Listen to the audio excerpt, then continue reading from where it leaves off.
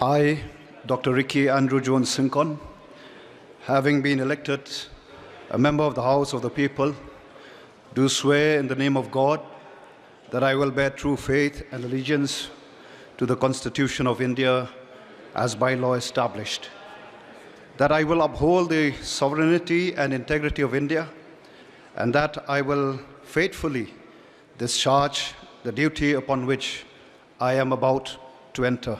Thank you. Kuble Shibon Mithela.